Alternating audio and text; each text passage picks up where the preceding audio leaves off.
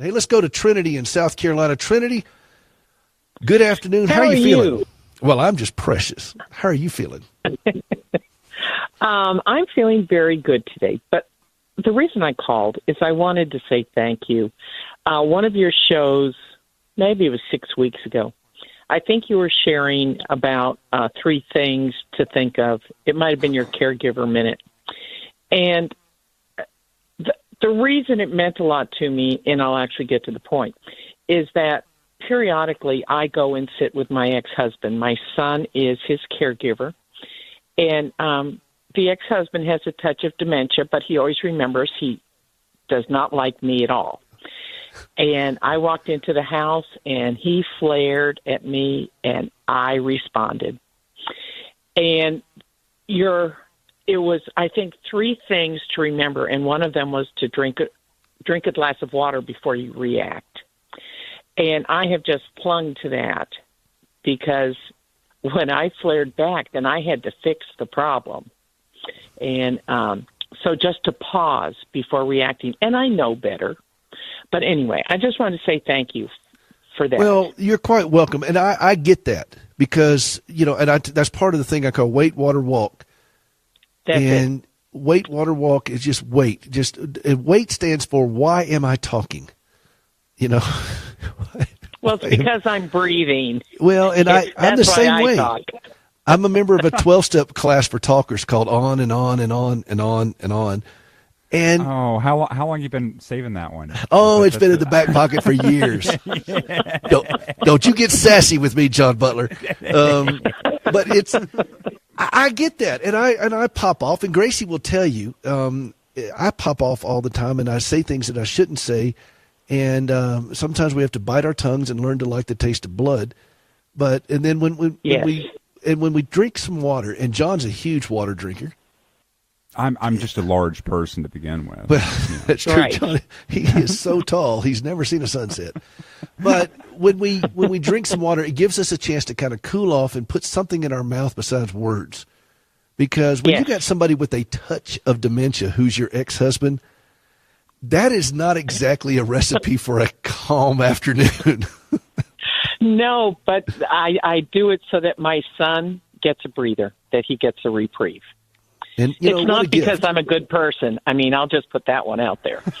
But, well, I don't know. We need to go that far, look, but baby steps. No. Baby steps, But, I mean, because even if I'd heard the 3 things before that event, I probably wouldn't have remembered at the time. But because it was so applicable, it's still in my head because I've remembered it for weeks. And I have a head injury, so I don't remember a whole lot.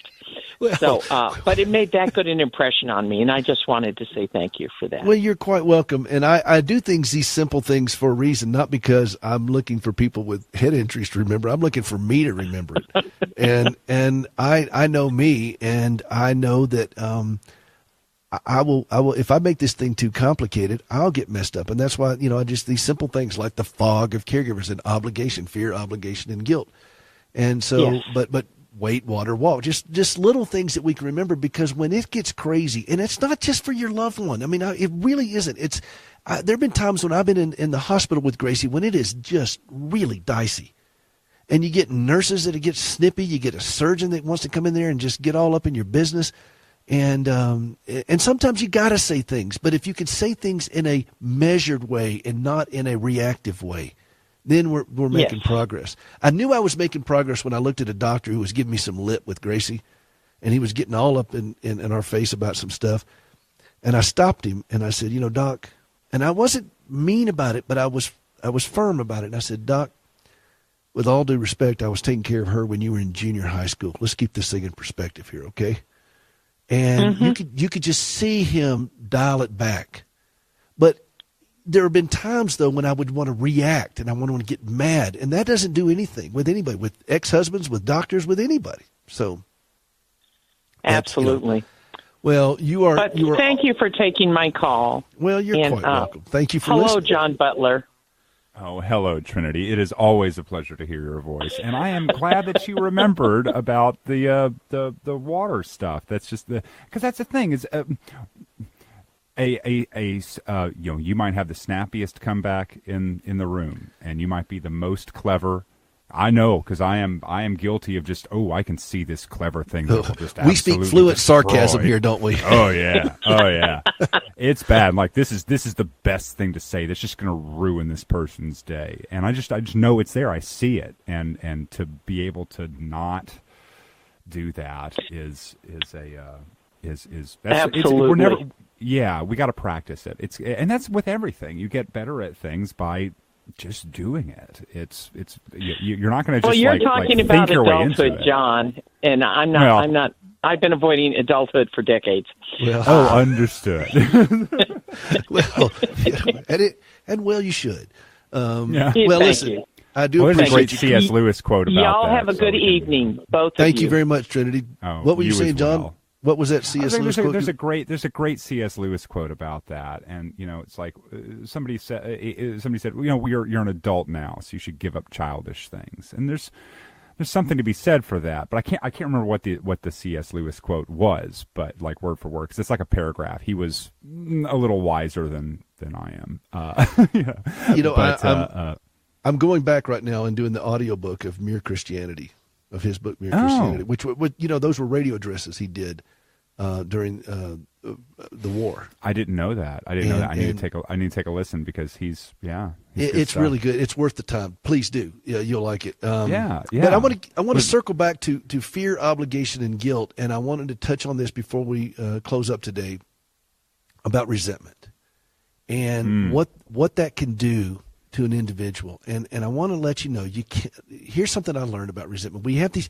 See, my goal for us as caregivers, and you'll hear this often. Oh, by the way, I need to give out the number, 877-655-6755. Ed wants me to do that periodically, 877-655-6755 if you want to be a part of the show.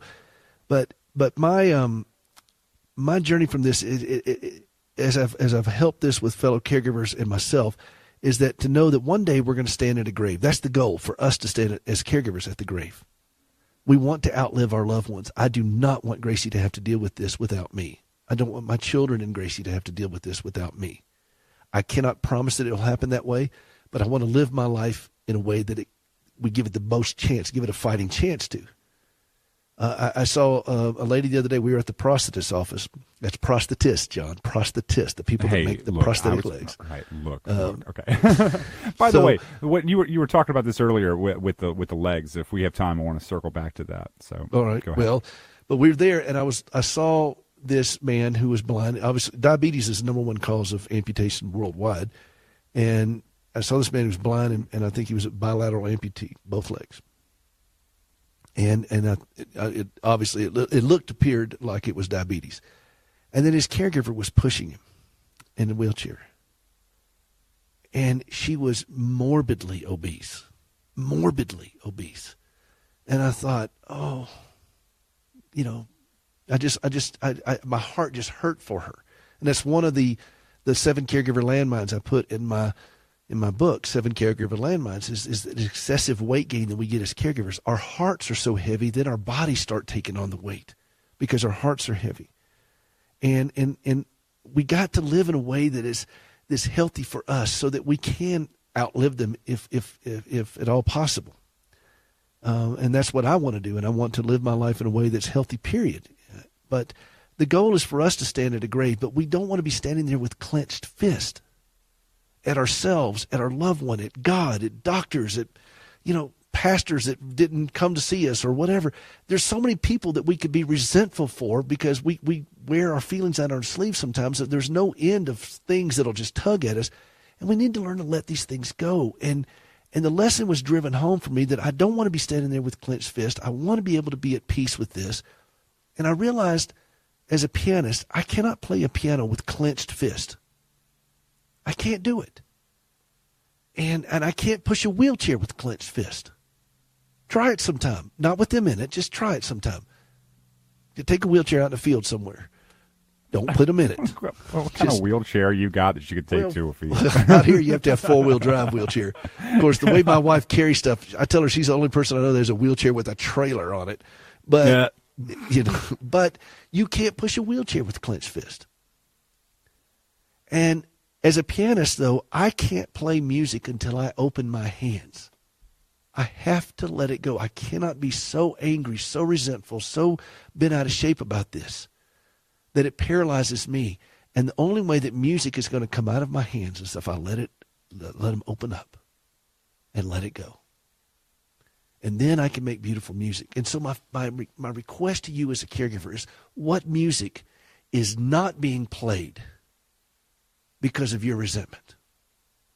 What art is being denied to you and the world because of your resentment? What prayers are not being prayed because of you and your resentment? Can you let something go today? Can you let that go today? And if you don't know how to let it go, can you, even a prayer that says, Lord, I don't even know how to let this go. That's a start. That's an act of faith. And I'm asking you for just a tiny, tiny step of faith to say, you know what? Maybe you can live a little bit more peacefully without holding on to this resentment. I was talking to somebody the other day, and she and her sister are trying to work this out with taking care of her mother, but her brother's just a real jerk about all this. And it's tearing apart families. And she's having to learn to let it go with her brother. We wish it would be different, but it's not. So here's where we are. Can you let something go today? You don't feel like you just got to go 100% say, I'm going to do this and this and make this big inventory. Just one thing, just one small thing. Because if you can do one, then you can do two. If you can do two, you can do four. You didn't get here overnight. You're not going to get out of it overnight. That's kind of the journey for us as caregivers. And so what I'm hoping that through this show that you'll laugh a little bit. You may cry a little bit because it's going to say things in a way that's going to pierce at those places in your heart. It may be uncomfortable for some things, and then you may be able to learn a little bit. Regardless of which, we speak fluent caregiver here. That's what we do. That's what this show is all about. It's called Hope for the Caregiver.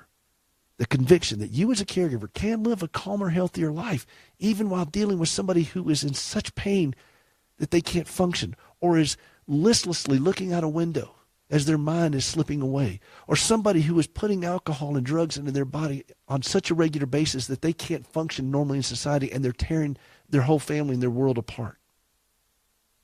Or a child with special needs that is screaming through the night.